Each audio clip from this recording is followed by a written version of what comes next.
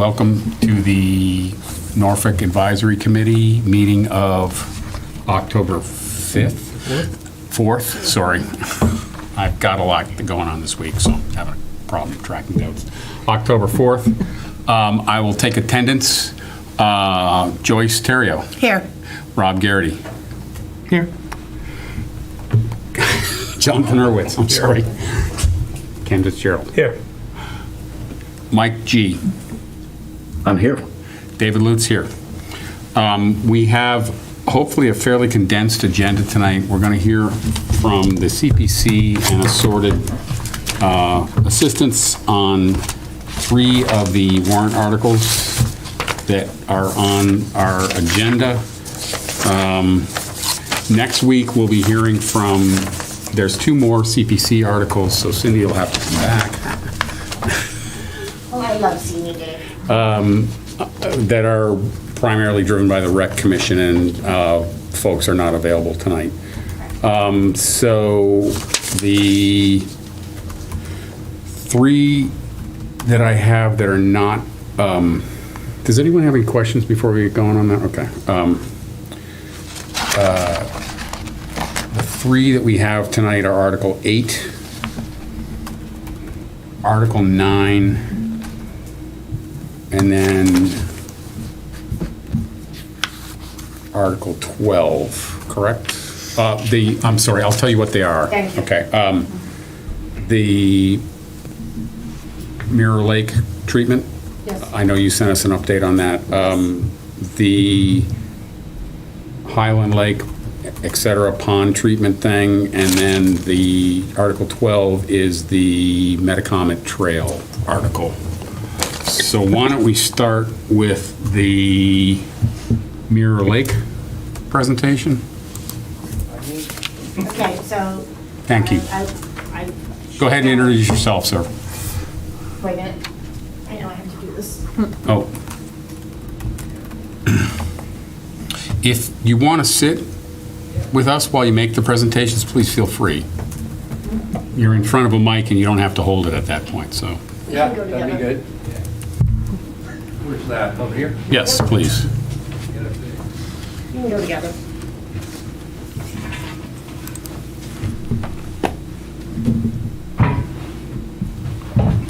You want me to identify myself? Please. My name is Doug Surratt. I actually live on the Norfolk border at 459 Shears Street in Rentham. Okay. I'm the chair of the lake treatment program for the Friends of Mirror Lake, which is a nonprofit group that basically is involved in supporting and protecting the lake. And I am the person who submitted the CPC request, which we're here to talk about today. So I'm happy to answer any questions you may have about that. Alrighty. Actually, I have a question, if you don't mind. There are Norfolk voters who are members of your group? Oh, for sure, yeah. I just happen to be the person in charge of this particular project. You may know the lake is divided by both towns. Yep. So we actually have a board of 12 members who have different responsibilities.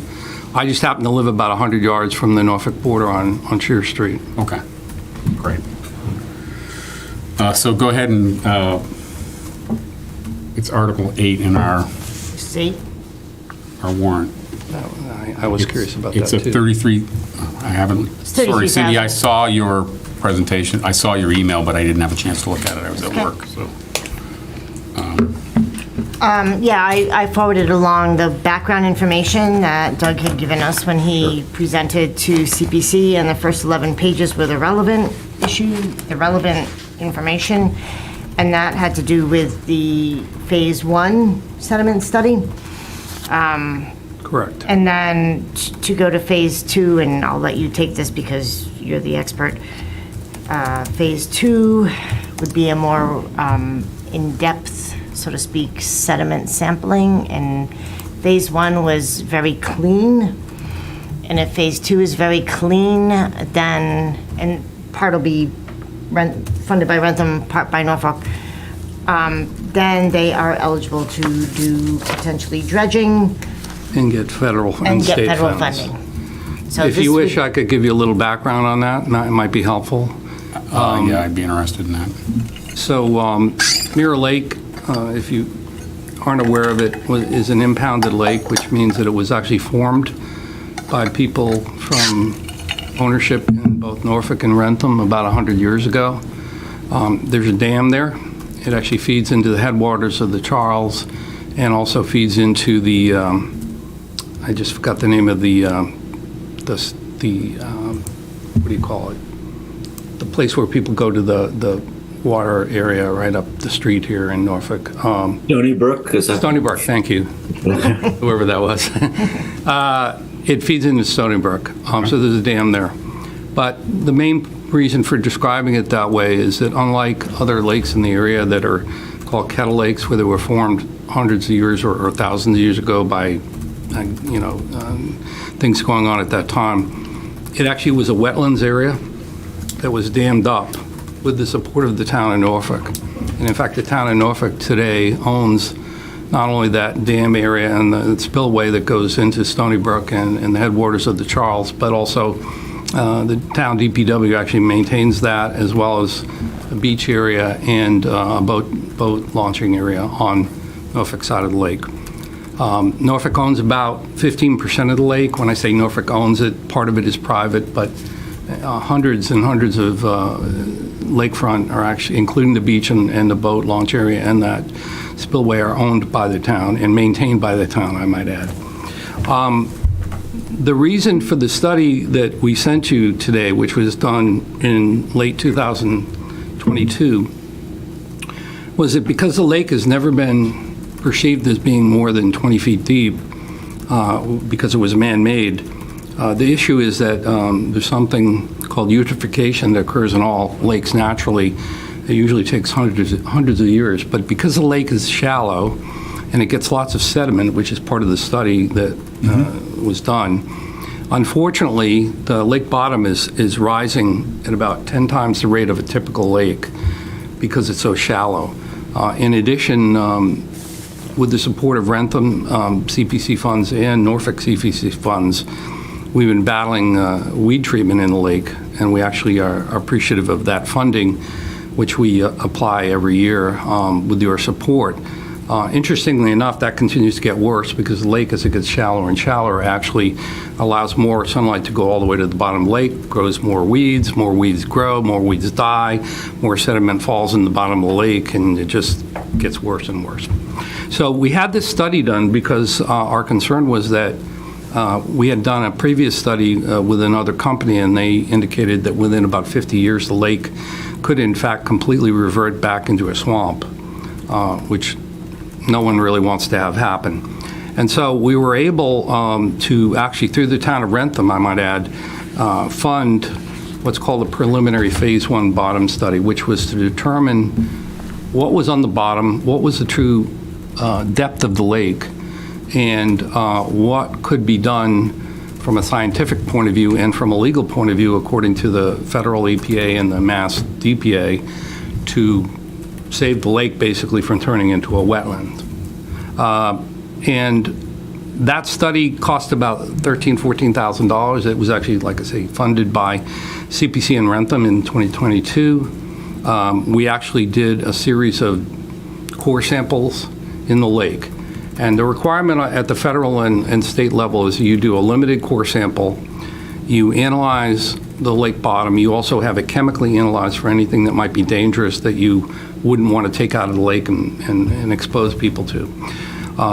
It was 6 different cores from different parts of the lake. Frankly, none of them were in Norfolk because at that time we had no approval to do it from Norfolk, so it was actually on the Rentham side, but that point right now is not relevant. It's just simply you do a cross-section of the lake to see if it's even feasible to do anything more.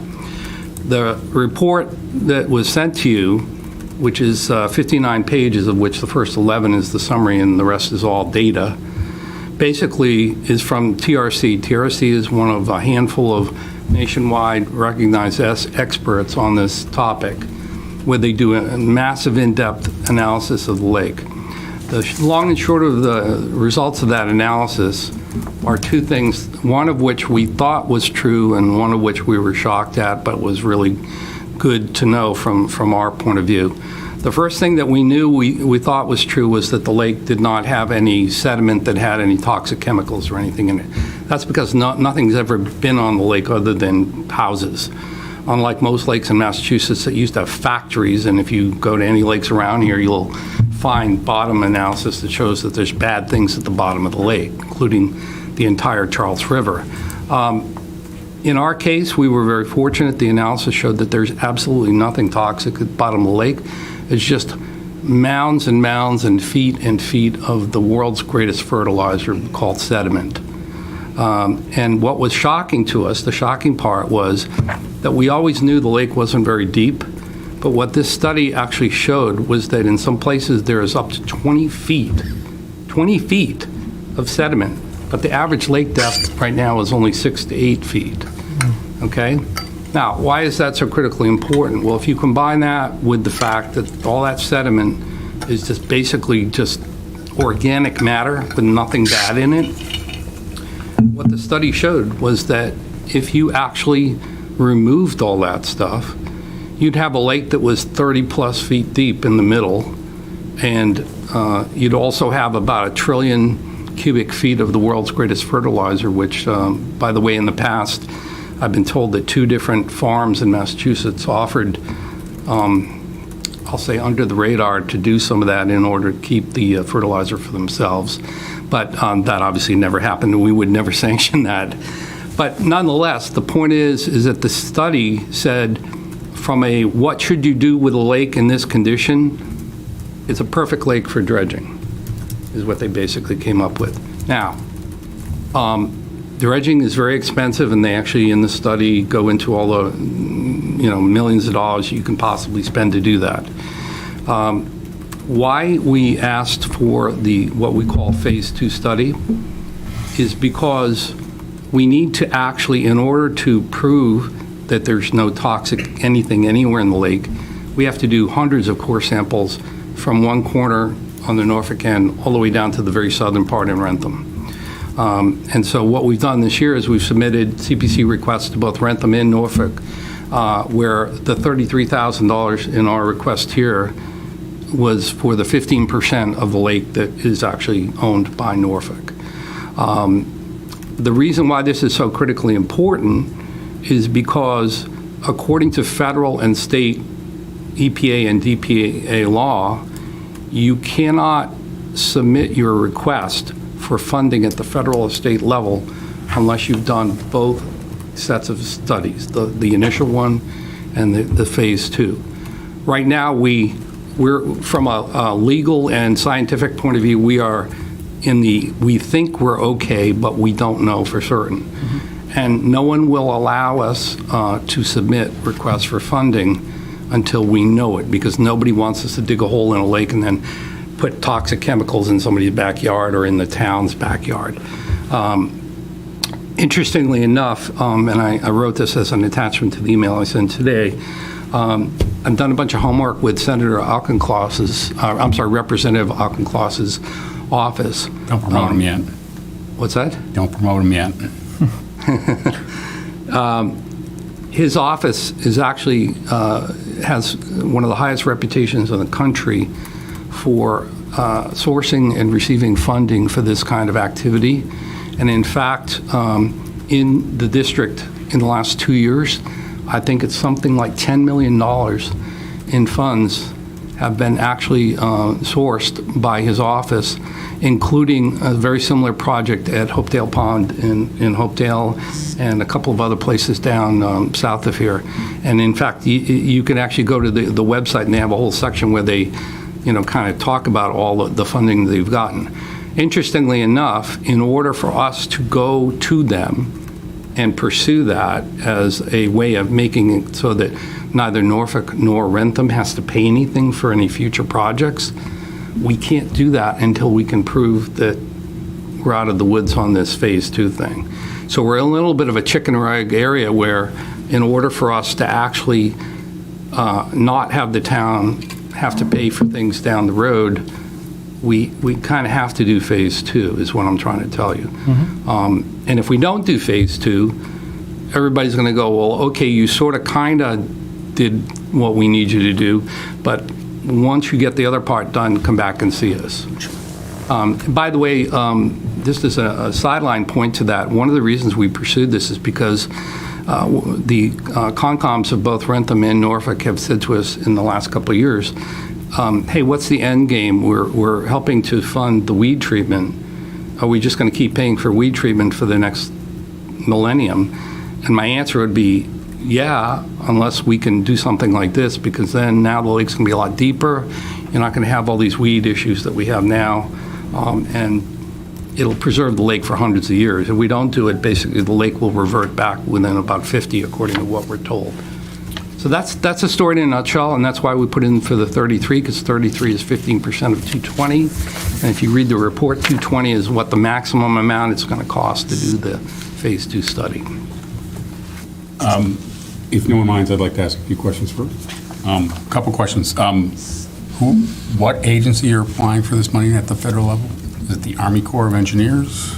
No, it's not Army Corps. There's a funding source, and honestly, I'd have to go look it up, but it's And it's there's an at the actual. federal level, though, right? It's not It's state? it's not Representative DEM? Auchincloss getting federal funding Right. for the district.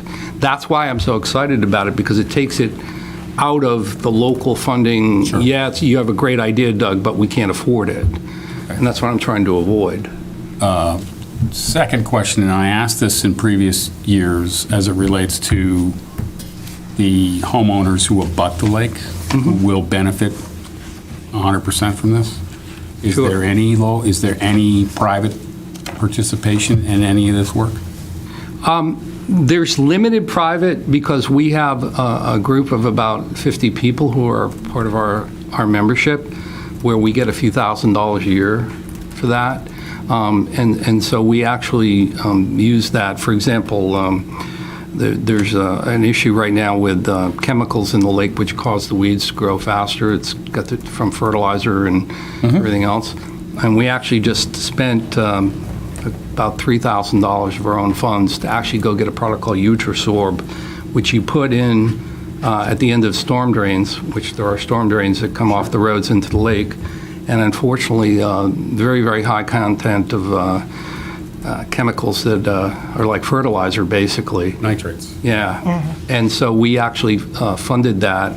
And we also work with the town of Norfolk. Every spring, we do a lake cleanup. And so we fund a bunch of things to keep Sure. the lake. But I understand. And it's not a huge amount of money that we people have. have heard me rant about this before. I'm part of a homeowners association who owns an entirely private lake, and we are Correct, yeah. entirely responsible for managing that. Right. And it's a question I'm going to continue to ask, is that participation in this kind of stuff, which is going to make their home values remain high Right. for hundreds of years or whatever you said in the future, it's an important consideration. I'm just putting it out there. So. Yep. No, it's legit. And honestly, on the Rentham side, that's a legit question that comes up too. We've taken, in my own circumstances, we've taken votes to assess each house extra money when we need to do stuff that isn't part of our normal dues. So Yeah. just put it out there. Unfortunately for us, right now, while we are an existing nonprofit, we're not a lake association in the sense of the way you describe it. Yep. And part of the reason for that is because there's constituents on both sides of the towns, and both towns own lakefront.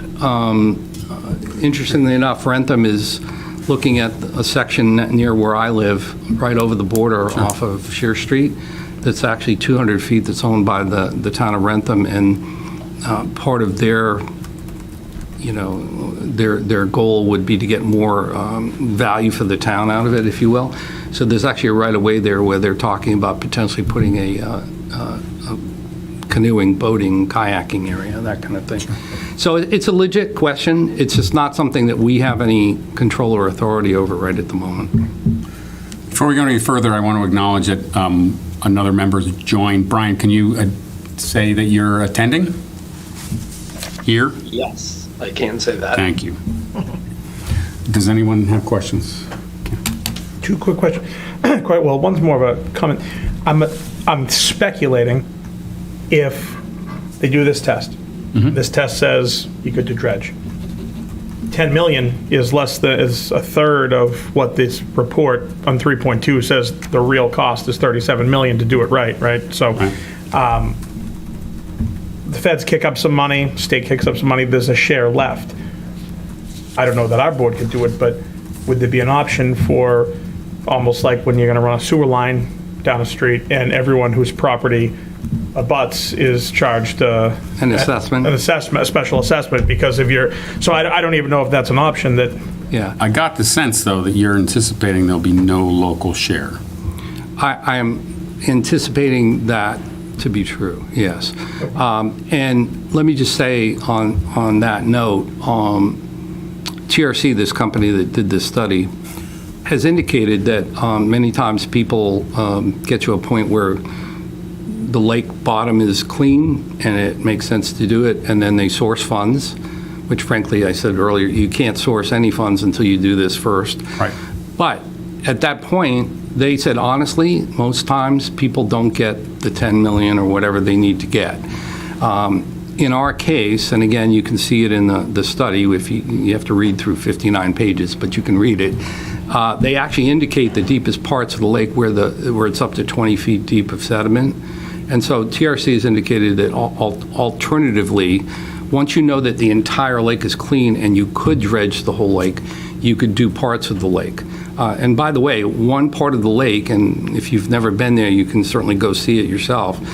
One part of the lake that actually is the shallowest is in the northeast quadrant in Norfolk.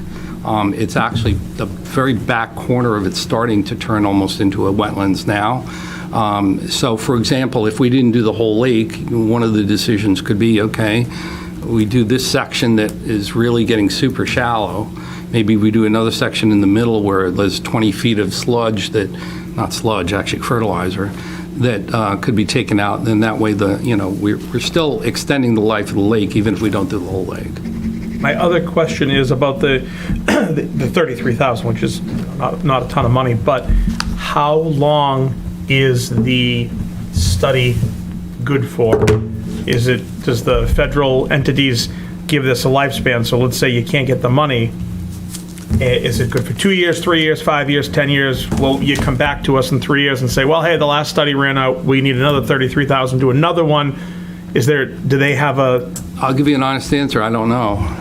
They did not indicate that there was a shelf life on this, but I would assume that, like anything, there could be. So that's a fair question, which I can try to get an answer from TRC. That'd be great. I don't want to pretend to be an expert and come up with an answer that's kind of a BS kind of answer for you, because I don't know. Kind of like a wetlands delineation is only good for so many years. Years, right? Yeah. No, it's legit, good question. Yeah, that's a good question. I will follow up on that and get it to her. Okay. So, we've been paying to chemically treat the pond for a couple years, Yes. whatever it is. Yeah, The right. sediment does not, this stuff's it disappears. It's not the sludge, the sediment would absorb whatever. We're adding to it. We're Yeah, killing we're the adding. What I'm saying is the stuff that drops from the top of the lake to the bottom of the lake, at least at the beginning, contains Yeah. the chemicals that killed it. Does that stuff Yeah, but disappear? that's a short lifespan. Yeah, it's actually, the stuff that they use is very short life. Yeah. Speak to that a little bit. From the best of my understanding, the chemicals, they kill off vegetation. The vegetation floats to the bottom, and the chemicals actually stay at surface level and then evaporate. Okay. Yeah, it's a pretty short lifespan on the chemicals. All right.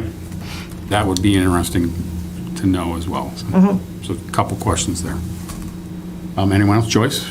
Please, I have one for Doug and one for Cindy. Doug, first of all, if I could comment, thank you very much for your very well-versed articulation and presentation. Oh, thanks. Well, much appreciated. We've actually, take it for what it's worth, we have a group of people that's realized how serious the situation was. We thought it was serious, and the scientists now have told us it is as serious as we thought it was. I could show you a picture from 3 years ago before we started killing off some of the weeds where you can almost walk across part of the northern Norfolk section. So if you were to go over there today, you'd see no weeds at all. So it's actually been quite successful. But we're really, we're kind of holding our hands against the dam and hoping that the water's not going to crash over us. Anything we do to keep the weeds out is just to hold it in place, whereas, like I said, our concern is that 50 years from now, it'll be just mostly mud. Okay. My question for you, of the homeowners, both Rentham and Norfolk homeowners on the lake, do you have any detractors who have indicated that they do not want to move forward with this study? Well, I hate to say no, because I've learned in this particular role that everything we bring up, there's somebody who's got a problem with something. I'm sure you guys run into that quite a bit. But let me put it to you this way. In order for us to do this study, we actually had to pay to send out a notice to every landowner who fronts the lake, and we did not get objected to at that time. That was 2 years ago. Okay, thank you. I think most people understand the basic issues. Honestly, we don't, the only way I can say it is we don't get a lot of philosophical or logical arguments. We get monetary arguments, which is a legit one. But it's not like people say, well, what a stupid idea. It's more along the lines of, just like when you go to town hall meeting where somebody says, well, I don't want to spend 33 grand on this, I'd rather buy a new police car, but that's just more of a funding thing versus a philosophy or I'm opposed to it. I think most people now realize that we're doing everything we can to save the lake. Okay, thank you. Cindy, did CPC vote on this? We did, and it was unanimous. Thank you. Is anyone else? Mike or Brian, do you have any questions? What? You're muted. Explanation. Of Start this. over, Mike. We couldn't hear the beginning. I'm sorry. What's that? We couldn't hear the beginning, so start over. I just said that was a great explanation. Thank you. I just had a couple questions. The scenario, if a couple scenarios, if it doesn't, if this second analysis doesn't turn out well, then is that sort of it for being able to fix the lake? It's a different path at that point because like I said, Dredging costs go way up. Yeah. If the sediment disposal. Yeah, so what happens then is it's like an old gas station with gasoline in the bottom of the tank through the soil where you have to pay somebody to come in and take it out and remove it. Okay. So if there were, for example, heavy metals or chemicals that were deemed noxious or dangerous or cancer-causing, then the issue with dredging is the way the EPA requires dredging to be done is you have to take all this wet fertilizer and dump it in a big pile, and they actually require you to let it sit there for a year and dry out. And then once it's dried out, it has to be tested again to make sure it's still not toxic. And then you can then truck it away and sell it to somebody as fertilizer. So if they were to find there was something in there, that whole process would get sidetracked, and there would then have to be a plan to say, how many chemicals are there and how would we remove them and all that. Now, I can tell you that I actually used to live in Hopedale, and Hopedale Pond is one of the most polluted lake bottom ponds you can find in the state because there was a huge factory there for like 150 years. They're actually trying to fix that now, but I think the answer to that is if it was originally going to be a max of 10 million, now it's probably 20 million, So I would hope that wouldn't happen. Like I said before, we've done our fact checking. There's never been a factory on the lake. So the odds are, even according to TRC, the odds are it's not going to come up bad, but we won't know until we do it. Right. No, that's great. Thanks. And then so in the scenario where it does, this second test does confirm that, just to clarify, so your assumption or anticipation is that the federal government or somebody is going to just do the job sort of as they see fit, or is there? No. I appreciate the government's funding, but I wouldn't want them to be running the project, no. So they provide a funding and Hold on. somebody else has to take care of it. Is that I what work you're saying? for government, so be careful there, all right? Yeah, there's several of them. What I meant to say was that according to TRC, there's about a dozen companies across North America that specialize in this particular thing. And I'm not saying that there wouldn't be any oversight by anybody, but the actual work would be done by one of those companies. Right. It'd be a contracted job, Mike. Yes. Yeah, no, I guess what I'm getting is the funding. Are we assuming that that the towns would have no bill for this? Is that what we anticipate if it all works out? I was just Well, trying to for confirm sure, that would be the That's- goal. that's- Okay. I will say this, though, just to be clear, and again, you can go and look at this on the Congressman's website, because they've got lots of detail there. They require, and this is why it is important that we get support from both Norfolk and Rentham, they require both of the towns to be sponsors before you can submit this kind of request to them. So while they may think I'm a nice guy and that I speak reasonably well, they're not really going to go with me just saying to do it. So it's important that we have the support of both towns, probably Concom, I don't know about CPC, but certainly Concom and maybe the town manager of both towns. Well, yeah, if CPC isn't involved in the actual dredging amounts, then It wouldn't be we would CPC. not be relevant, yeah. Yeah. And I might add, Concom has been extremely supportive. I appreciate both CPC and Concom and all the support we've gotten so far. Do you have a follow-up, Mike? You're looking thoughtful. No, that's fine. Thanks. Okay. Thank you.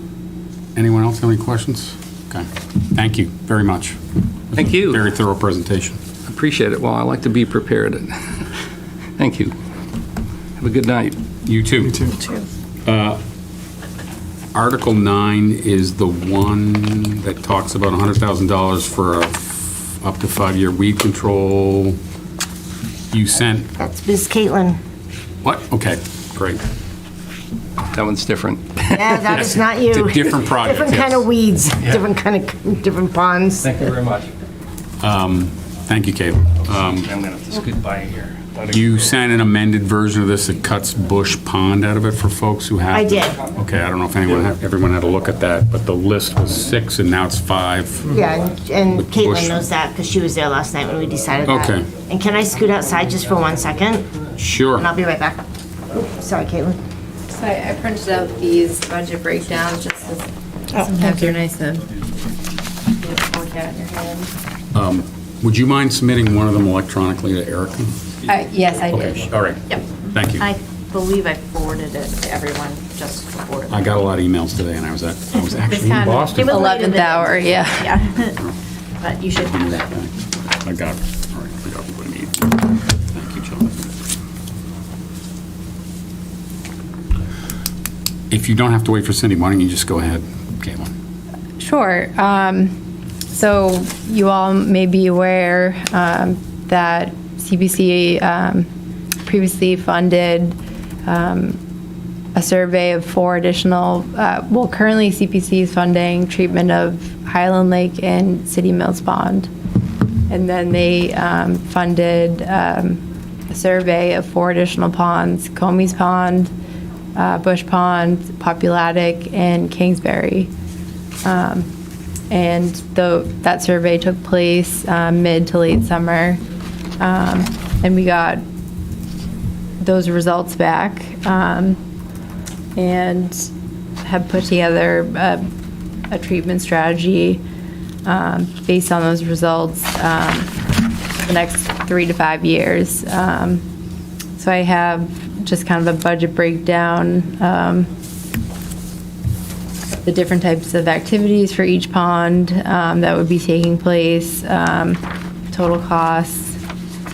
And I swear I did not plan this, but the cost with an assumed 10% inflation rate came out to $99,097. So just under the $100,000. So I need you to adjust your request down by $3 if that's okay, but.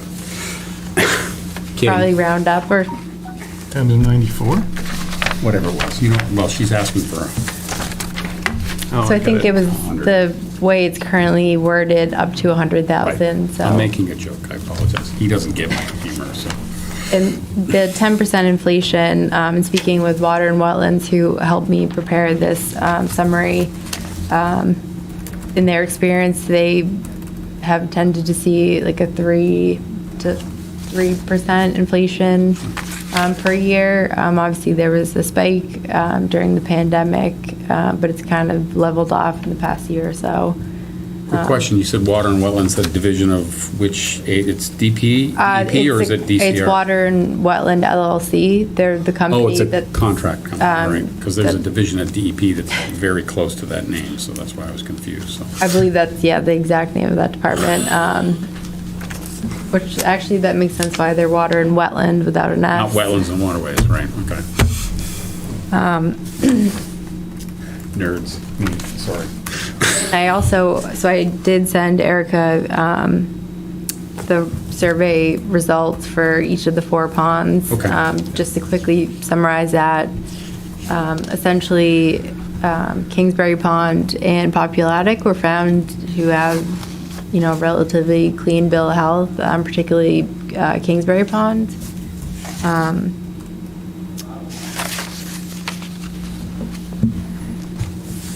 And Bush Pond had a lot of issues. Some of them stemming from the fact that the town only owns half of it. And actually, the majority of the invasive vegetation was found in the privately owned portion. So, question on that specific issue, do we own the stuff that's north, south? That's, if I'm driving over Lawrence Street, Towards we own the stuff, Franklin, we own the stuff on the on right? the left. On the left, if you're Isn't that driving where- towards Franklin. Oh, okay, so if I'm driving toward, isn't that the area that's fully covered at this point, or pretty damn close to fully covered? There is, and actually, Erica, do you mind pulling up the slide? I can show you the figure that was included in the survey results. Is that the one that for Bush Pond? Yes, Bush Pond. Bush Pond's the one right off Lawrence Street. It's the one with the swans. So, our ownership is the stuff that's south Bottom. of Lawrence Street, to the left. It would be As I'm south, driving yeah. out of Norfolk. Okay, all right. Isn't that the part that's like fully, That doesn't look like English, but I think and the stuff that's north is, it's a deeper part of the pond, isn't it? Isn't it less in, they just had an average depth, okay. which that's just all function. I think the last page has the figures that show the locations of the different invasive vegetation. Okay. All right, thanks. I wanted to get an orientation because there is clearly you dropped it from your list. Yeah, so that has problems, and then Comey's Pond was actually scored the lowest out of all the 4 ponds that were surveyed. Dissolved oxygen is significantly low. The average depth of the pond at this point, I think, is like 3.2 feet. And technically, the surface area of the pond is 1.2 acres, although when you drive by, it doesn't look like much more than 1,000 square feet, if that. It's been overgrown with invasives as well as cattails, which are native species. But part of the treatment strategy would be strategic thinning out of the cattails. Similar to Mirror Lake, they're not only taking over a portion of the pond. When they die, they fall to the bottom and just kind of sit there. And the treatment of Comey's Pond would be quite significant to really get it back to a good state.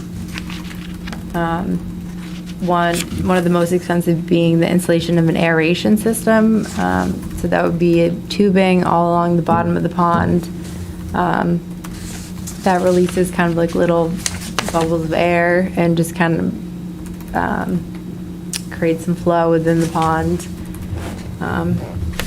So the installation of the system itself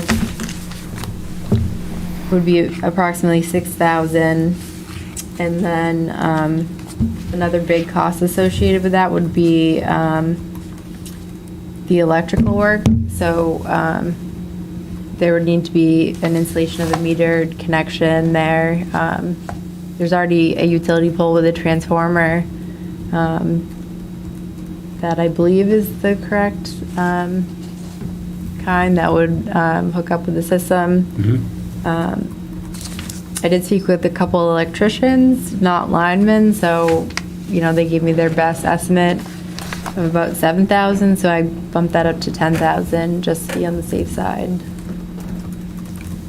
The good thing about the aeration system, after the initial cost, it's only about 500 per year to maintain that, and that would be including the the cost to run it. So. Does that actually, at some point, does the need for that disappear at some point? Because you've created a vibrant enough pond that it maintains itself? Or is there some reason that we would have to continue operating an aeration system? That would be the ultimate goal, yes. And another benefit of removing Bush Pond from the scope is approaching Comey's Pond is almost like an ecological restoration project. I believe it would meet the criteria under the Wetlands Protection Act for that. So that would be a 5-year treatment plan versus a 3-year plan. Okay. Can we ask, are you done with your continuing? Yes, me? No, together, Caitlin. I mean, I know you've sent us this budget, which I honestly didn't get a chance to look at.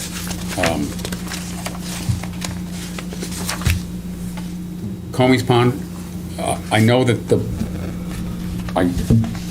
rest of them are kind of a mix of public and private ownership, or what's Comey's? I don't even know. I know where it is. Totally town-owned. It's totally town-owned, okay. And the property around it. Is Comey's Pond the one that I drive by right before I get to the bridge going into Franklin? Yes. It's the very last one before Franklin. Okay. And there's a little it's turnaround. Yeah, it's used recreationally, or it's at least yeah, or it people used gaze to out on the be. pond and fish. And I don't know. I was kind of joking around last night that there's probably a lot of hockey nets in the bottom of the pond because they just put them up when it froze, and then they would get them off before it thawed. I live on a pond that has the same Yeah. issue. But yeah, it is that with the one with a little turnaround. Yeah, okay, all right. Mm-hmm. And the rest of them are kind of a mix of butters that live on the pond, and I think, right? Kingsbury has public access. Highland Lake obviously has public access. City Mills is public access. Right. Yeah, they'll have public access. All right.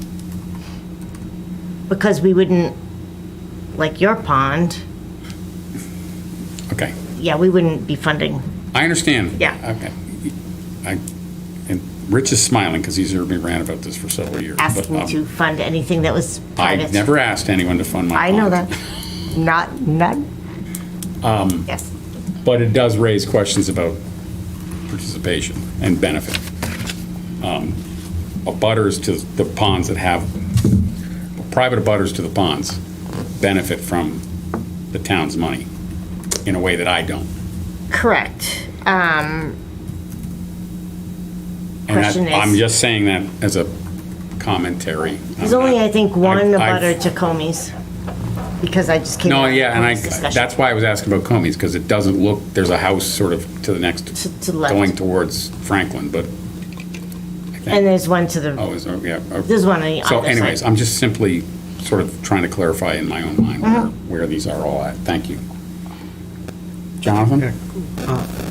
Building on that comment, maybe specific to Bush Pond, where it's half publicly owned or town-owned and half privately owned, how does weed control work in that situation? Are we? They've weed stricken con- We they've took Bush stricken Pond Bush out. Pond out. Okay, I'm The sorry. email we I got, missed that. we only got it today, so we Okay, got an and is email that saying- is that the reason, or is there a different reason? No, I think, That was a a big portion of the reason. The treatment would certainly work. You would see an improvement after 3 years, but quickly the milfoil and the other, particularly milfoil that spreads fairly quickly, would just take over the town-owned portion side. So at least in a situation like Bush Pond where it's partially private owned and partially town owned, I don't want to put words in anyone's mouth, but there's really no benefit to spending money if we're not going to treat the entire lake, because it will just, treating half the lake isn't going to prevent weed growth from recurring. There were a couple of thoughts from CPC on that particular pond. And I guess I was probably one of the main ones because I go by there multiple times per week and I've watched it for 35 plus years. Many, many years. Caitlin brought up the fact that the part that is privately owned is what was or is still known as Buckley and Mann. Yep. And so it is the other side of Lawrence Street that is Norfolk owned. And so any treatments that were on the Norfolk side would flow through to the other side. So that was kind of one issue. And then another issue is, it didn't seem, if and when Buckley Mann gets developed, it would behoove the developers probably to restore that side of the pond.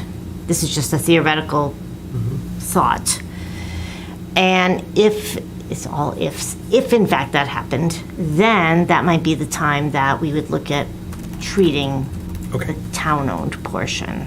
Okay, thank you. So for the remaining ponds that still are in play, they're all entirely town-owned? Are there any other of these ponds aside from Bush that have a similar situation No, where they're all town. it's all completely town-owned? Okay, thank you. There are more butters on all the other ones besides Comey, basically. Butters is separate than. Right, privately no, owned yes, ponds. right, yes. Right. Okay, thank you. Does anyone else have any questions? Can we clarify which ponds are still in play? I missed that. Yeah, so let me just say that CPC met last night, and that is why you just got a revised warrant article, because this was a decision made last night, so I apologize for not getting it to you earlier. The 5 water bodies, 2 of them have already been partially treated, and that was Highland Lake and City Mills. And then the new ones that have never been treated before are Comey's Pond, Populatic, and Kingsbury. So we're just taking out Bush. Bush We're Pond taking is out Bush Pond, but the other ones are all still in. Okay, thank you. Correct. And as we heard, coincidentally, that the request was originally for $100,000, and the budget for the 5 now comes in just below $100,000, up to $100,000. So it's still, the request for the dollar amount remains. Remains the same. Right. Thank you. Does anyone else have any questions? Rob? Well, so Comey's Pond, how much usage is that getting? I think it gets a lot. It used to get a lot, that little turnaround there. People used to be fishing out there and all. And I think since it's become more shallow, there's less of that. And there certainly would be potential to have some work done in that little turnaround to kind of clear it out, because if you ever parked in there, there was always like fishing lines and stuff hanging out. But to clear a little bit of that out to make it a little bit more accessible just for fishing, and we can't sanction ice skating legally. Why? Because it's a liability issue. It's a liability and it has to do with the fire department. Well, it's only 3 feet deep. But I know you can But get yeah, yourself if you drown 6 inches. it's a legal issue. Yeah. But yeah, I mean, it could certainly be made more usable. I mean, you're fighting an uphill But it battle in used a to be- 3-foot deep pond. Yeah. It's going through its natural process of becoming a field. But there are a lot of ponds that you and I have enjoyed. Maybe you don't enjoy ponds, but there are a lot of ponds. But That was sort of sounded a little bit crueler than it was meant to sound, but there are a lot of ponds that are treated on a regular basis or dredged on a regular basis to allow continued public But if access, it- including, frankly, Walden Pond, our most famous pond in the state, Yes. so. If it could be restored to an open water body, it would get a lot more use. Rob, when I moved to town, it is the pond, the only publicly accessible pond that you can see from a major roadway.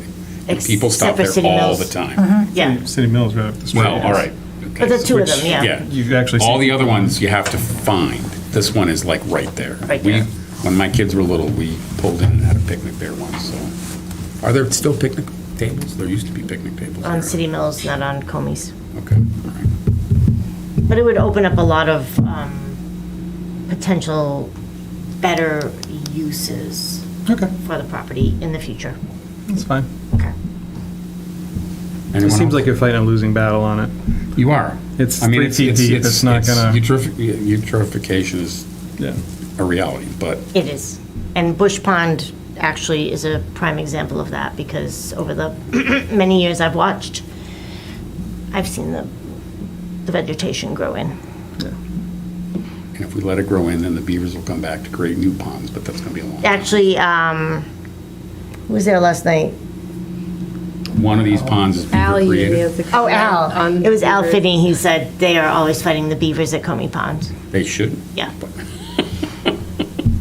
Okay. If there's no more questions, I think we're all set. Thank you, Caitlin.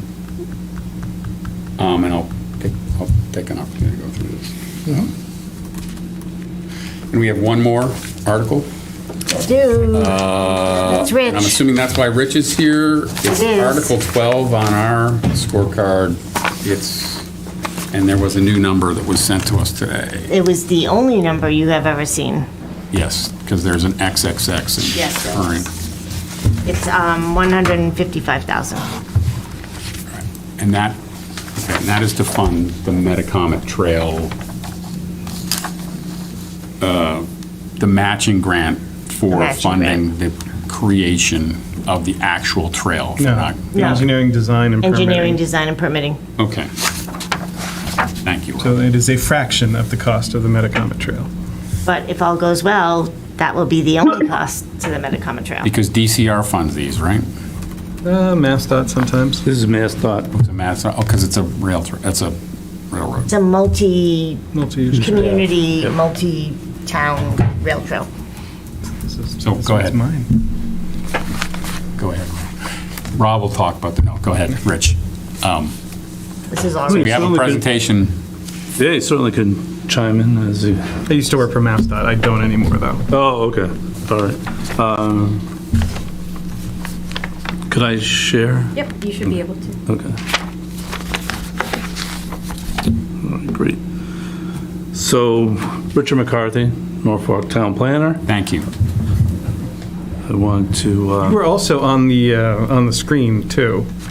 There was a tile, I Richard think it's McCarthy. because that's how he's doing this. yeah, I'm zooming in to share. I'm not in two places at once, but. So in terms of the first slide here is just to give for people an overview of what is the extent of the Metacomet Greenway. Yep. So to the north is Walpole, and then it meanders down the former rail bed that goes down to Cumberland, Rhode Island. There is, as you probably, if you aren't aware, there is now a nonprofit Metacomet Greenway Association that has been formed, which has been involved with all the different communities, coordinating different efforts for the Greenway to move this project forward. Some of this will be a little repetitive, but I think it's a good point to segue in. We had, myself and the head of the Metacomet Greenway, Zach McKeever, had reached out to CTPS, which is the Central Transportation Planning staff, to make them aware of the Metacomet Greenway, which they weren't at the time. This was back in December of last year. To put it on their radar as a Greenway shared use path project within the region, that's been gaining momentum. And at the time, we shared with them that the town of Norfolk funded a feasibility study, the town of Rentham as well. And we had completed our study back in December of '22, and Rentham was a little bit ahead of that. And so we talked, the discussion was more in terms of a strategy session, in terms of how to move this type of project forward, because there's Mass Trails as a grant that has a funding source available for towns to apply towards, which deals with design, engineering, and permitting, and also acquisition. So that's a grant funding source that's out there.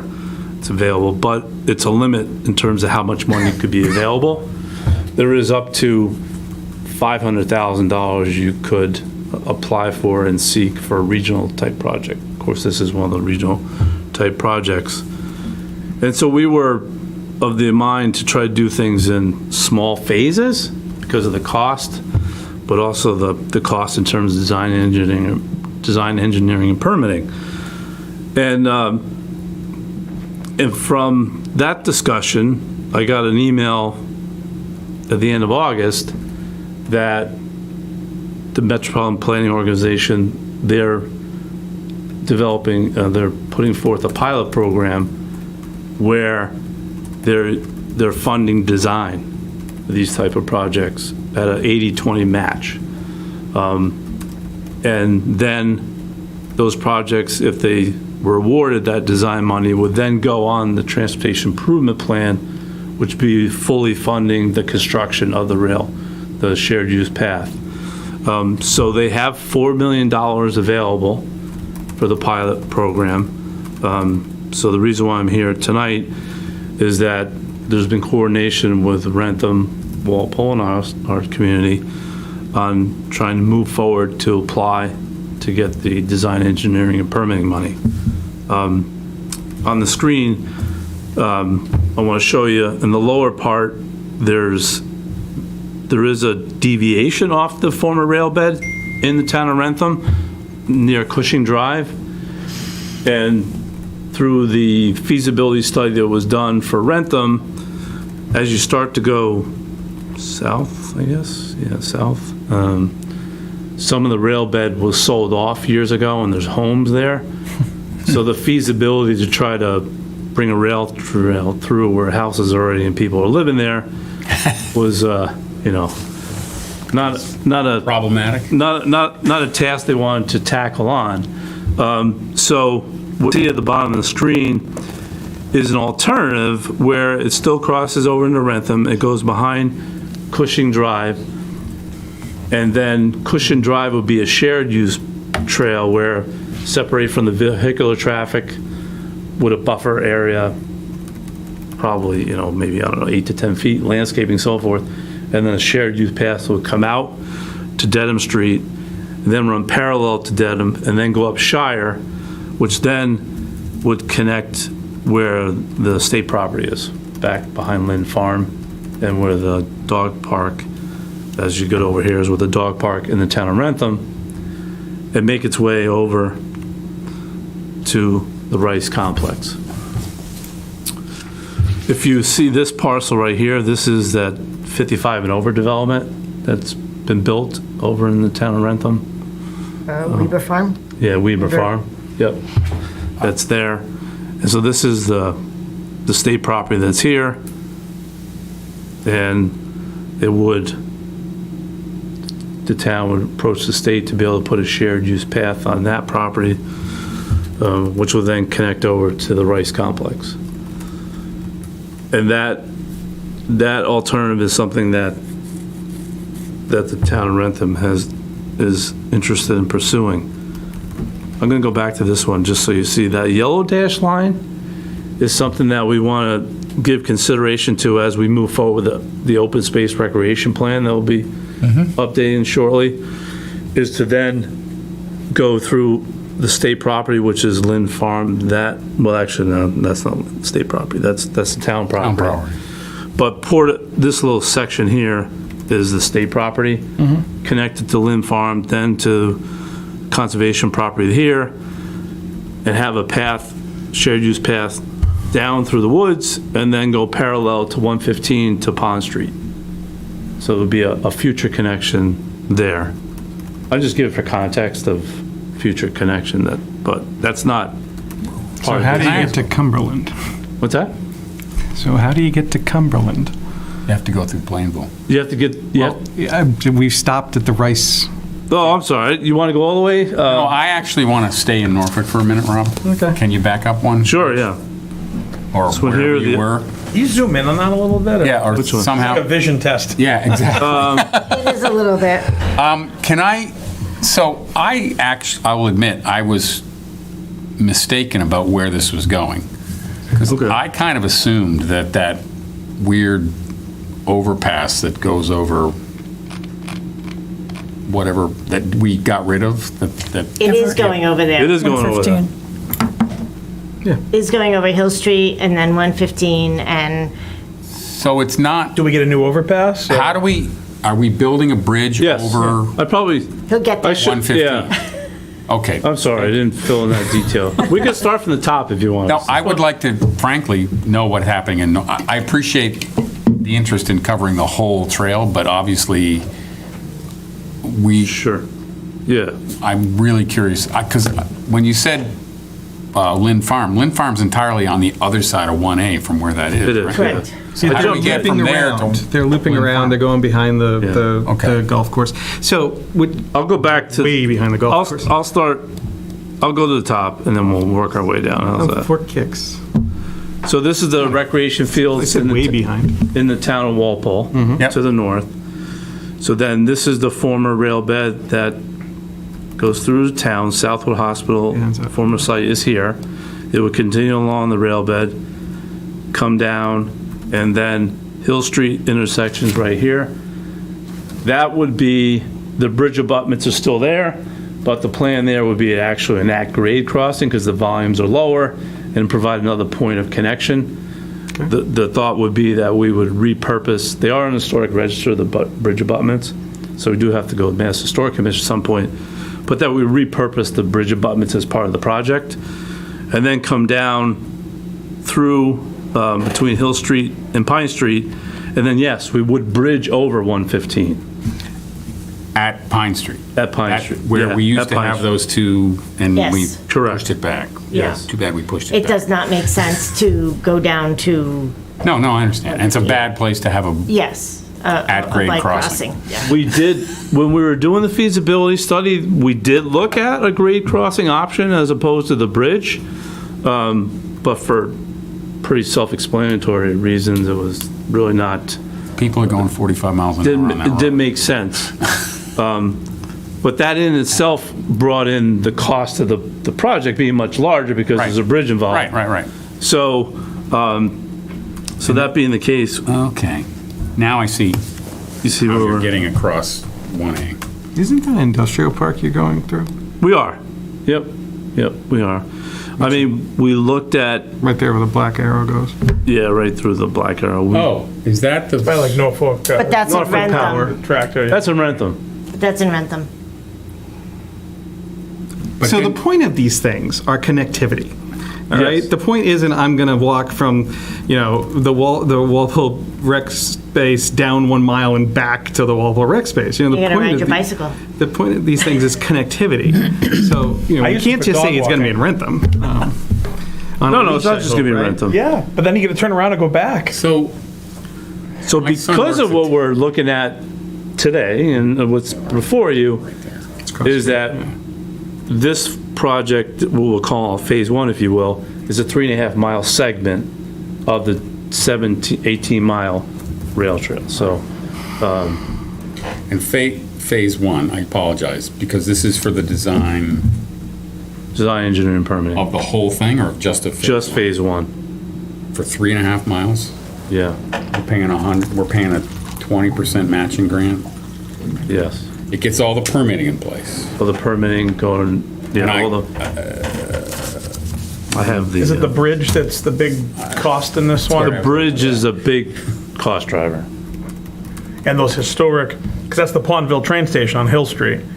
So I Yeah, imagine someone's going to have a fit about losing those big slabs there because there's that Pondville sign up top there, and that's... Those have to stay, don't they? that's what we talk about, repurposing them, to keep them as, Okay. Move them. No, That's all you can do is no, we would, no, if you go on a lot of, if you go out and use, a lot of rail trails today, a lot of the abutments, the granite block abutments that have been there historically have been repurposed. Some of them, they use them as benches. They've even repurposed them into retaining walls if you need them as part of the design. So they retain them as part of the project, in terms of the rail trail, but it's just they're reusing them in a different fashion. But how So- big of a fight will there be to repurpose those? I would, there is support in the Pondville neighborhood for the Metacomet Greenway, so I would think repurposing them, there wouldn't necessarily be the fight, but I think it was the, Cindy, can I ask a question? Was this was voted on by the CPC? Yes. Is the Pondville rep still the person I No. think it is? Okay. No, but I will have to say, and I apologize, I didn't look back to when the initial, there was a person who lived in Pondville, and he brought this idea before us, I'm gonna say maybe 7 years ago. Yeah, okay.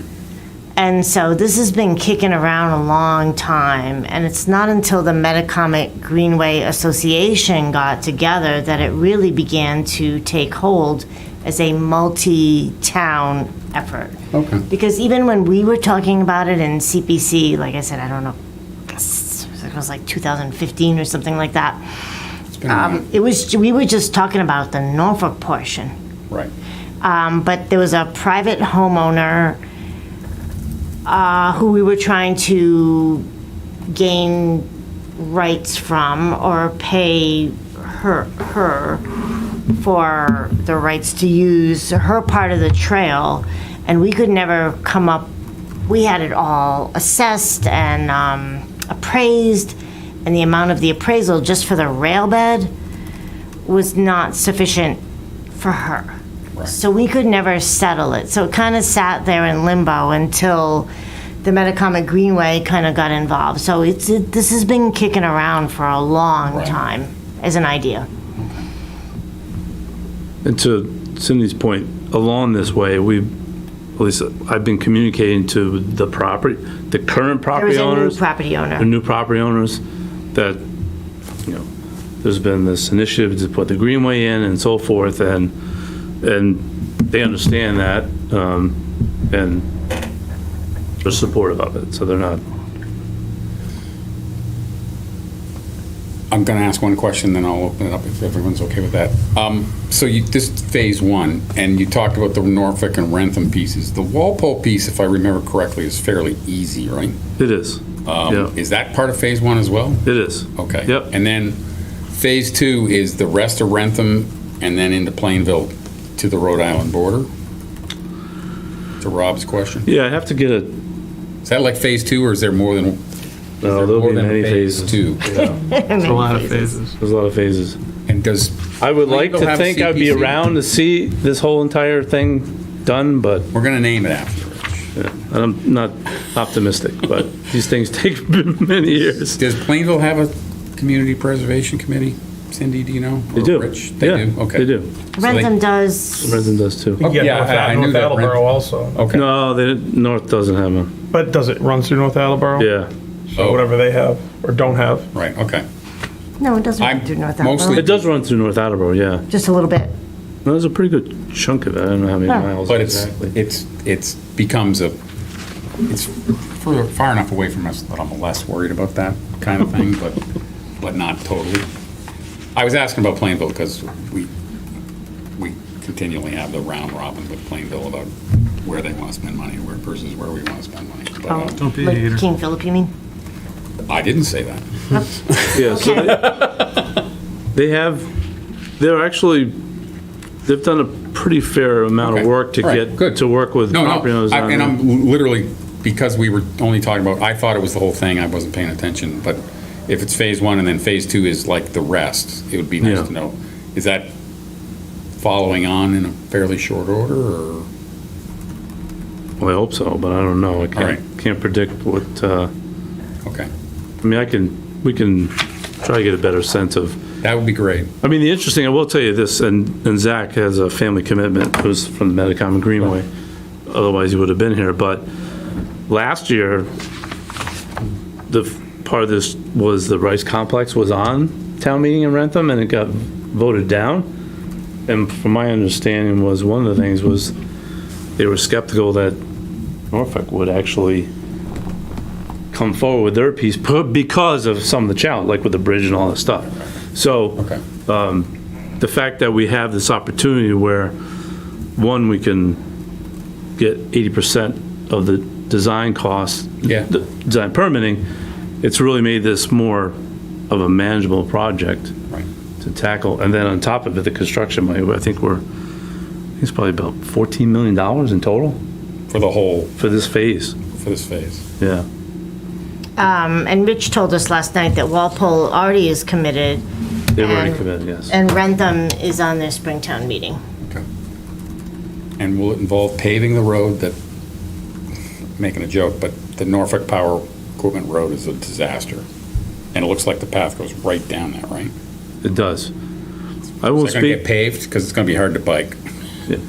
this will be, yes, I can't speak if you're driving down there, but this plan, you would have a nice paved surface to at least Right. bike and walk on. All right, cool. Thank you. The vehicular piece, that's, Yeah. you know, I have reason to be down there a lot, and you're driving around potholes. Well, you're not going to be on the road. Are you going to be on the road? Because it looked like it was going right That's down the that road. side trail to come back up. we will be on the road. It will be shared, but it's going to be separated. So I'm sure, They'll pave the trail, leave the road. if you go around, Not a there's- share row, it's an actual separated. it's separated by vegetation, so it's not Yeah, grade separated. great, All right, cool. you know. All right, cool. So there's a buffer between the two.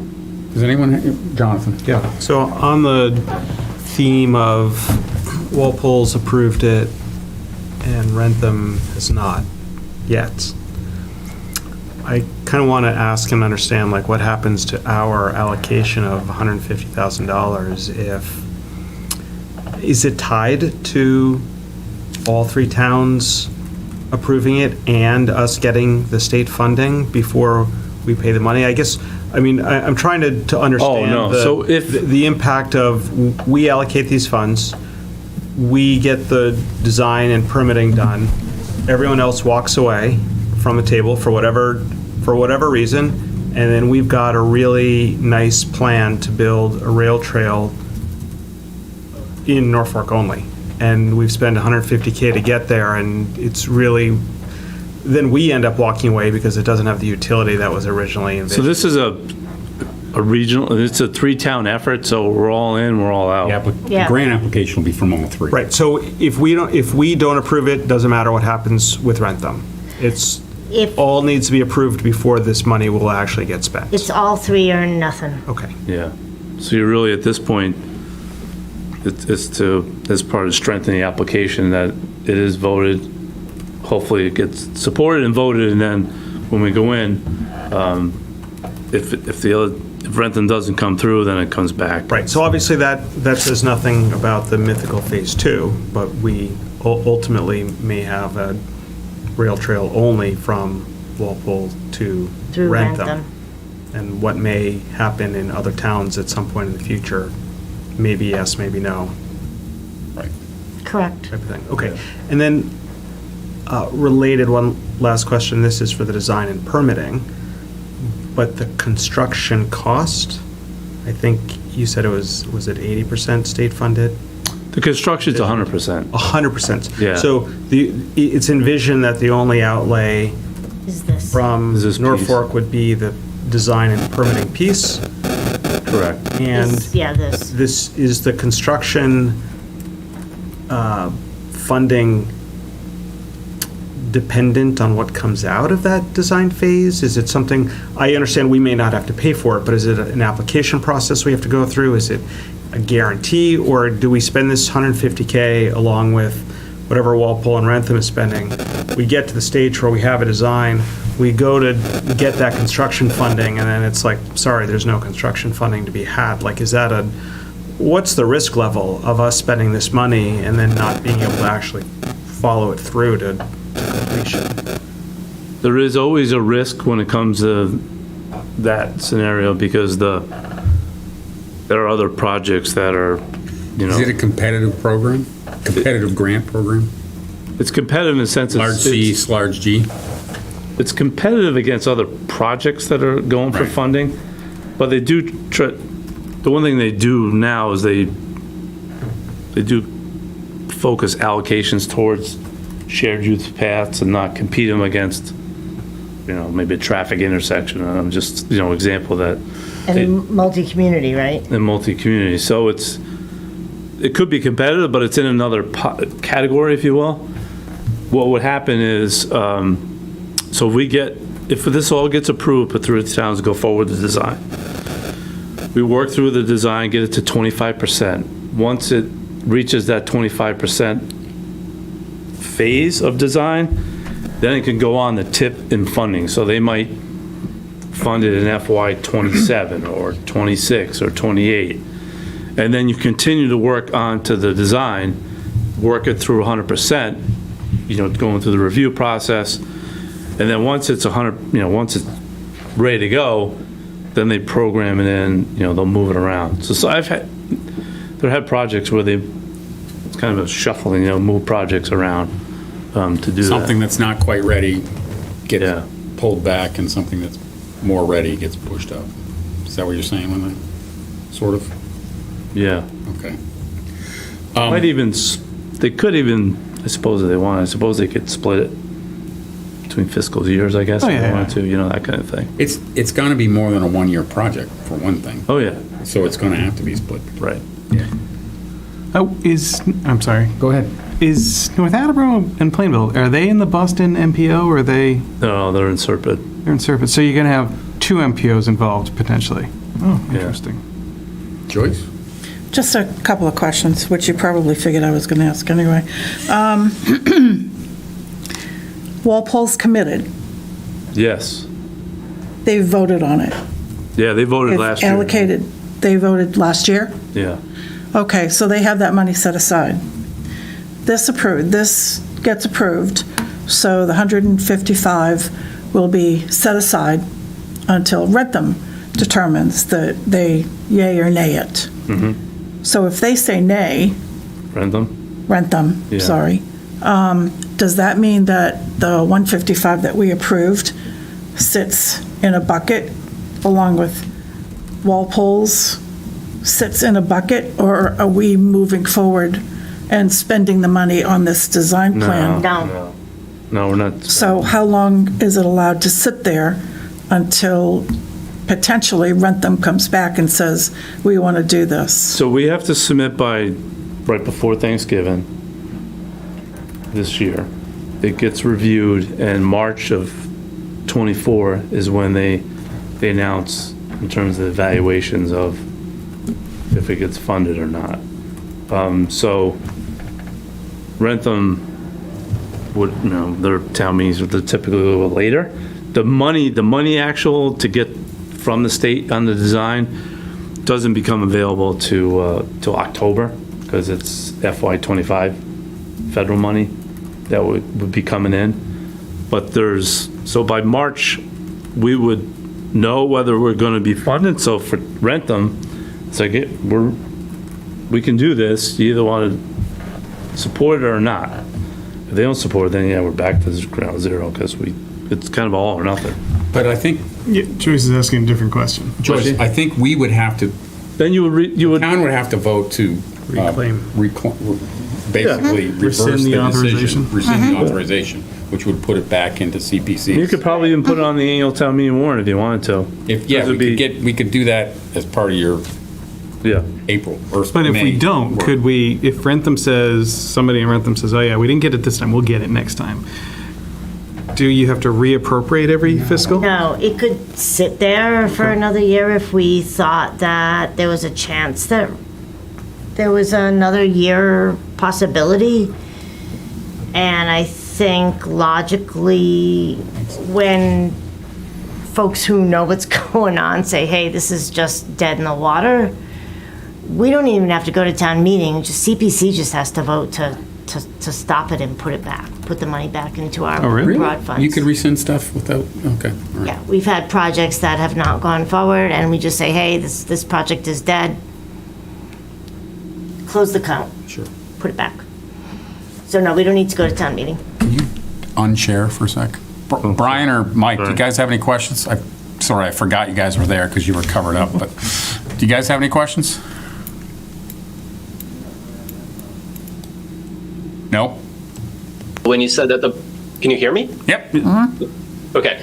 When you said that the bulk of the cost was associated with the bridge over 115, when I look at the map, that bridge basically goes to the back of the industrial park and then along the road by the Norfolk Power, and then backtracks along 1A and then goes, like, did you look at options of actually deviating from the rail bed and going across where Stop River is? Is that unable to be gone through? But that way, the proposed phase 2, the yellow line, you could actually use that with this original build out, and then the phase 2 to connect it to Pond Street would be a lot shorter, and it would be involved here. It just seems like we're adhering to the rail trail for no real reason because both ends aren't on the rail trail.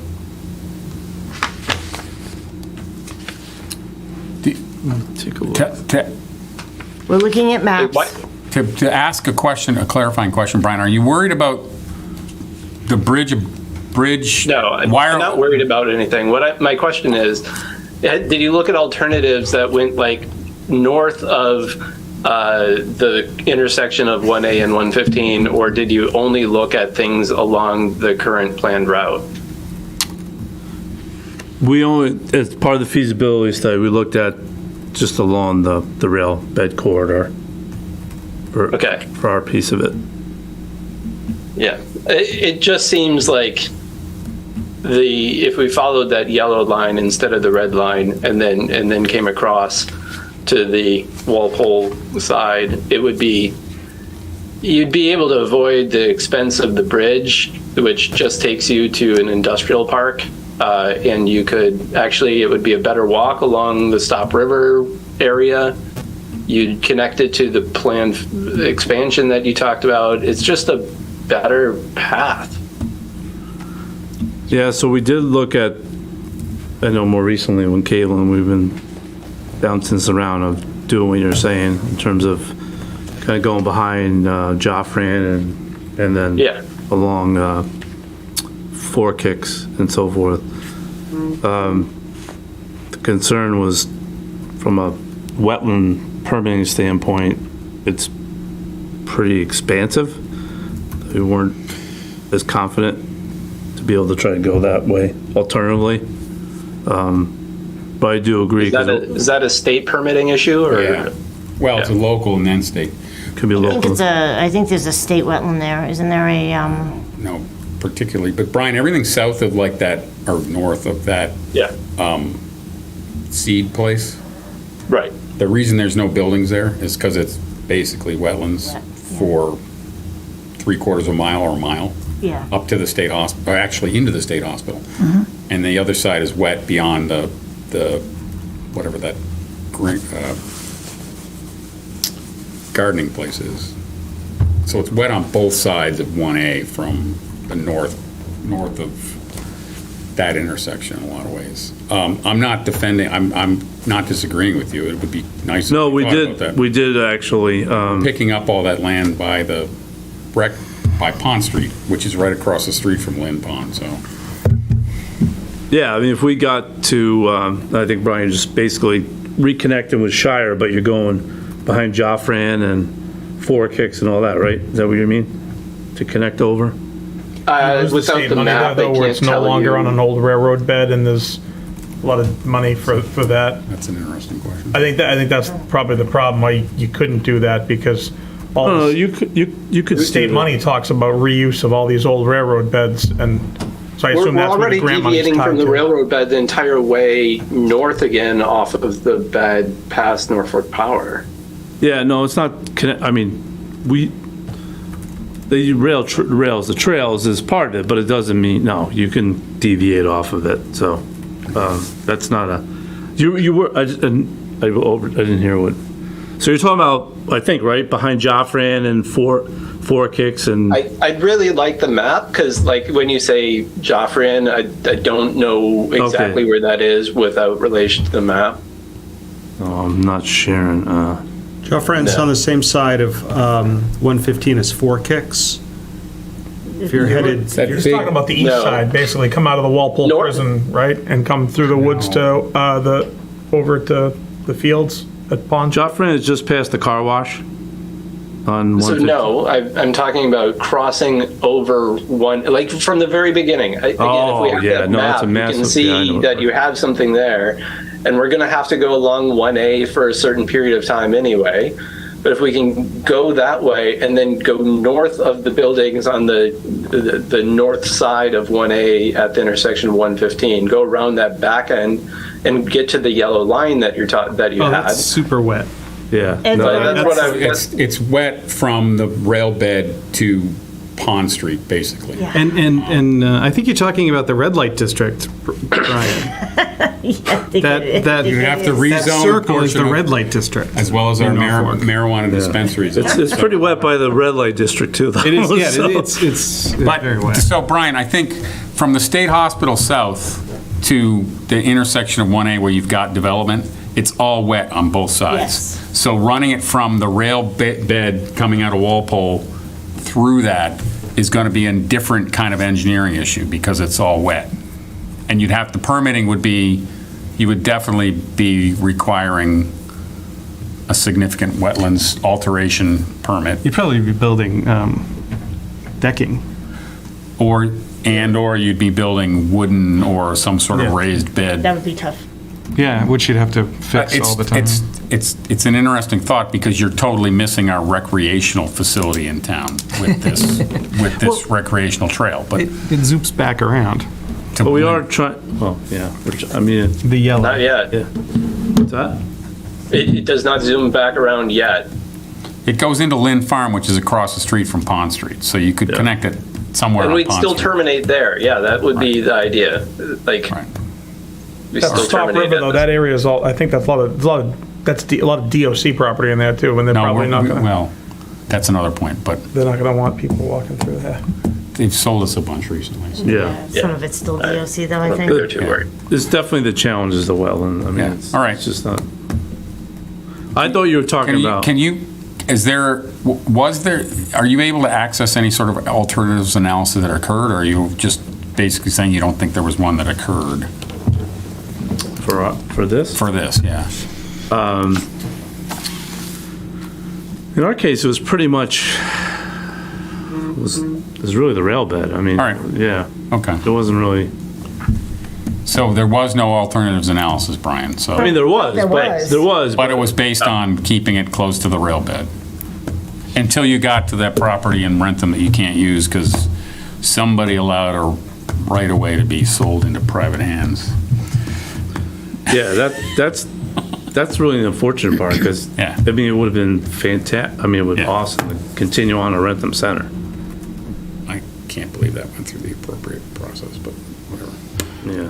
And then you go underneath Dedham Street, too.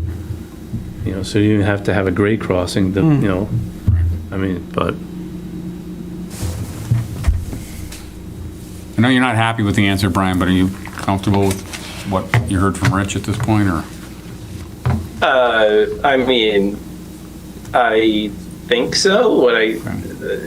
Yes, what I heard was this was the path that was looked at. Okay, So thank you. But they look, who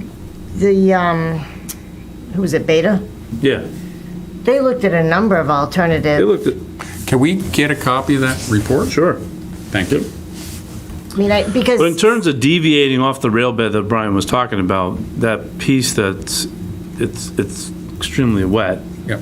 No, I think I'm not, look, I'm not suggesting, I'm not designing this. I've spent 2 seconds here. You guys have spent years on it. I'm just asking the question of, did you, because it looks like we're having a majority of the money being spent on a bridge to be going to a place that is less than attractive, that I would prefer not to walk down.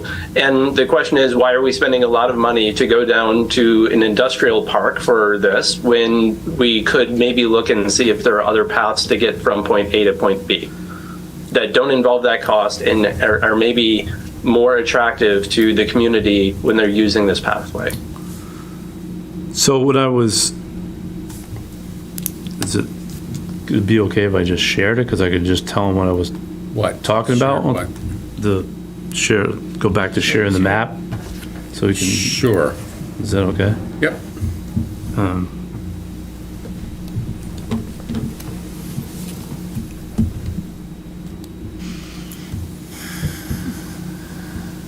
You can see the map now, Brian? Yes. Okay. So this, where my hand here, that's Joffran, and then Four Kicks is here. Where's your hand? I'm sorry, I'm not seeing your hand. Oh, there we go. Okay, sorry, it's very small. Black line. And it's a challenge for us older folks, right, Ken? Okay. This is easier, actually. What we did, what I was saying earlier when I was speaking to Caitlin about what would be nice, potentially nicer from a user experience, although you go behind Joffre and you go along this and then connect over to Shire this way. And that's right in back of Four Kicks, basically. Yeah, Big right, chunk of land. is exactly, Four in the Kicks, back of Four Kicks. The concern was trying to get over the Stop River to be able to try to permit something, and then avoid Cushing Drive completely, which is what I think everybody's been talking about. That's Right. not as, I'm still gonna try to spitball that option Okay. before it's completely done, because I think it would make it a more enjoyable experience from a user standpoint. So, question, and, this is something probably should have come up in CPC yesterday, but, new ideas occur. In the engineering phase, will they look at any options, or is that going to be a done deal? They might. They might? They might. Okay. This is probably going to trigger MEPA, too. Yes, yeah. And MEPA requires, the It requires alternative. the state Okay. environmental, it's called the Massachusetts Environmental Policy Act process, which this will trigger primarily because of the expenditure of state funds, I think. so. But that'll trigger an alternatives analysis too, Brian, so. Oh, that's good to know, actually. But that won't occur until they file for the permits. It won't occur at the design. Well, this No, it'll be part of requires the permit. design. Yeah, Yeah, it'll be right. part of the Yep, design. Yep, okay. So it'll trigger a required alternatives analysis that they, and you can publicly comment on that. Or we can publicly comment on that. That came in the acquisition of the DOC land. Yeah. Yeah, okay. Did it?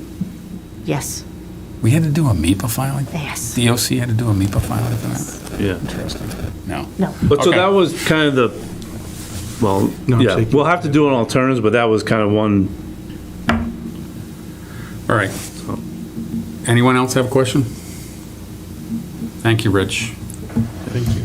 I have some questions for Cindy, though, just on a general basis on these 3 articles. Actually, the 5 articles would be better. Okay. You have designated pots of money within CPC? They all came out of undesignated. They're all coming out of recreation? No, they all came out of undesignated. Would you like to know our balances? I don't need your balances per se, but do the pond ones potentially trigger open space rather than recreation? We didn't have a lot left in open space, so Okay. it was just kind of easier to just take everything out of undesignated. Would you mind maybe emailing the committee your balances? Sure. Cool. All 5 come out of undesignated then? Yeah, we put them all under All right, undesignated. cool. Thank you. You're welcome. Anyone else have any questions on that part of the operation? Okay.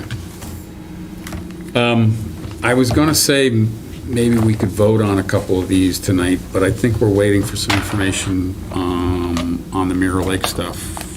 that we talked about, the pond treatment stuff, does anyone have any further need to do Just, follow? can you remind me what you were waiting on Mirror Lake? Because I didn't make a note.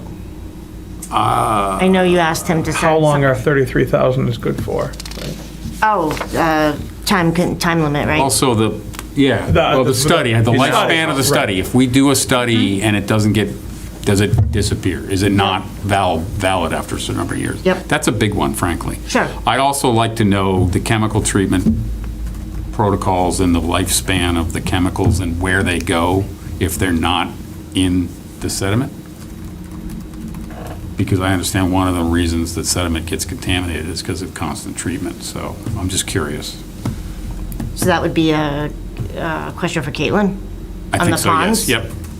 No, specifically on the Mirror Lake one. Oh, on the Mirror Lake. Because it's involves, the relationship between the treatment and the dredging is the issue, is that the dredge material, which he Oh, keeps they're calling treating fertilizer, now. but it's not truly fertilizer until it gets pulled out, tested, and. But they were planning on doing, I don't know if this is helpful, what they told us in the beginning, they didn't have a place designated, but they would be treating the dredged material, they would be taking it to a place to spread out and dry. No, I understand, yes, I understand that, but Okay. if it doesn't test clean, it's not fertilizer at that point, it's disposal material. So I think the question I have is, I want to understand the relationship between the treated weeds, which are now becoming sediment, whether there's any residual toxins in the sediment as a result of the treatment that. Well, don't you find that out in phase 2? It changes the nature of the discussion, though, because we're paying for the treatment, too. I want to have answers to those questions. Would you be so kind as to email them to me directly? So I have to say them out loud right now. Sorry. I can't you do email you a both? question offline. So I would like to know. Okay, What we talked about this when we were talking to Caitlin, is Yep. that when we treat the weeds on those ponds. on and all those- the ponds. Mirror No, Lake. no, Mirror Lake. Mirror Lake, specifically. okay. And those weeds die. Yep. They drop to the bottom and become part of this sediment that's going to be dredged. Yes. What is the toxic composition of the expired weeds? Is there residual chemicals Exactly. in the, As Caitlin said, and I don't know if you were in the room at this point, because we were. I might have left out. There was a discussion that the chemicals basically stay in the water versus drop out and become part of the plant that dies. She said they rose to the surface and Right. just I evaporated. want to understand that better. Okay. She heard it, so you can ask her. yeah, no. I understand, I know, think and she I remember understood you where I was saying that. I coming was from, just, so. she said it rose to the surface and evaporated. You're wanting to know if there's any residual in the I want to know if decayed I want to know how vegetation. what the chemical is and how that process Okay. works, basically. So, do you think we're? You brought up a good question, which is it's not fertilizer until they test that it's not toxic. Right. Yep. If it is, do we then have a toxic disposal issue? I think the purpose of this study is to demonstrate fairly unequivocally that it's not going to be toxic, Brian, because it'll change the price of the dredge itself. Because the Perfect, dredge, thank you. the cost of the dredge is the same until you get the material out of the water. And then it becomes the disposal of what that material is, whether you can then land apply it or you have to put it into a toxic But, landfill. so my question is, if that is all funded federally, does that become a concern for us? Us, a town, us boards? I think it changes the nature of the ultimate project if it's, I'm just, No, I I'm want just trying to to know the understand. answer. I don't know if it has any direct bearing on the Yeah. ultimate outcome, but I'm curious. I'm Okay, not optimistic about the federal funds, because he said the You gotta go- congressman's yeah. office has gotten 10 million since he's been in office, and that thing here says 37 million is the price tag to do Mirror Lake right. There's cheaper options, but to do it right is 37 million, so Yeah. we're talking almost 4 times what one congressman's gotten in his entire tenure in Congress for one He's tiny only little been there lake. for 2 years, so. Yeah. Well, that was sort of the question I was driving at that I didn't ask very well, is who decides if it ends up being a $10 million project or a $30 million project? I think mostly that's based on the testing that we would be paying for. And the testing will demonstrate whether the sediment is potentially land disposable or mostly probably land disposable or not, so. But I want more information on how we're treating the pond and what the relationship between our treatment and the sediment is.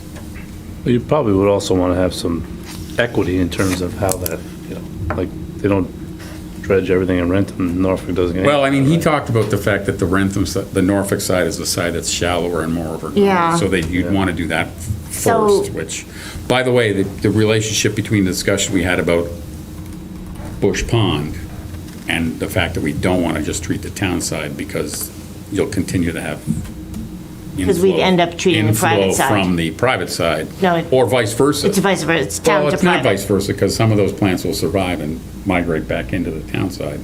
It's the same thing. You want to do the whole thing. You want to dredge the whole thing, not a portion of it, so. Well, the water flow in Bush goes from the town side to the private side. Okay. That does not reverse. But here's a thought. And just because I don't know, but if the dredging, I know there's a life to the chemicals. Yeah. If it's- So I'm wondering if, you know, the question might be, do we stop the treatment because we know we're doing the dredging? No, you don't think so?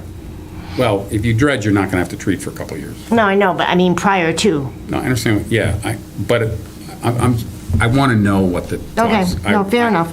From a environmental perspective, which is sort of the direction I'm coming at this from, No, I understand. I want to understand what I mean, are they testing for The what we're life treating cycle. it with? Are we Yeah, treating they're with gonna- something that's on yeah. the list that they're gonna look for when they do that core sample? I would hope so, but I don't know. Or are we treating with some sort of, you know, If they're only testing for heavy metals, although they use heavy metals in some of the pesticides, so, or herbicides, so, all right, All right, I think I got it. thank you. You're welcome. So we're just going to set these aside, all three of them for time? Or can we do the weed treatment article? I know we're sort of the one on the 5 ponds, Number 9? number 9. Thank you, Joyce. If everyone's comfortable, we move forward on that without any I don't think we asked any direct questions on that one. We didn't ask for further information from anyone on that one. So if we can act on Article 9, we can get it off the boards. Everyone comfortable with that? Sure. Willing to make a motion on Article 9? You want a motion to approve Article 9? I need a second. Second. All in favor? Amended, the new version, which I don't have, but, right? Yes, the amended language as presented, Right, okay, yeah. which basically strikes Bush Pond. Right. Second, we have to take a roll call vote as we have some hybrid participants. Mike G. Aye. Ryan Beachkowski. Aye. Joyce Terrio. Aye. Rob Gary. Aye. Jonathan Hurwitz. Aye. Ken Fitzgerald. Aye. Aye. David Lutz, aye. Okay, thank you. I will wait on the other two. They'll get added to our list to do either next week or on the 17th. Before we get to the minutes, next week, we're hearing from the school, Ingrid, on the addition stuff. We will also hear from Ann Proto and Cindy again on the other 2 CPC articles. And then we'll have an opportunity to talk about other things with Justin, if we've got any outstanding issues. The following Tuesday, which is the 17th, we'll be voting on everything else. And we'll also be having the planning board come in on what happened with their hearing on the stuff that Chad talked to us about last week. With that, Brian? Can I just comment? I had said I would be out next week. Yep. And I just looking at my calendar, actually, I'm going to be traveling, but it looks like I would be able to attend virtually from 7 to 9-ish. We'd love to have your participation, Mike, and if you're interested in the discussion on the school edition, that's when it'll be occurring. Right, okay. So, but I'll have to drop off at some point. Fair enough. Okay, thank you. Thank you, Cindy. Thanks, Cindy. Thank you. Bye-bye. Brian, we want to discuss the minutes? Yeah, I was able to review the draft minutes. I had no changes. I was able to pass those around to everyone for review earlier today. Hopefully you've had a moment to go through and take a look at them. I would make a motion that the draft minutes circulate around today be approved for the record. Second. All in favor? Mike G? Aye. Brian Beachkowski? Aye. Joyce Terrio? Abstain. You were not I here. was- Thank you. I wasn't here. Rob Garrity? Aye. Jonathan Hurwitz? Aye. Ken Fitzgerald? Aye.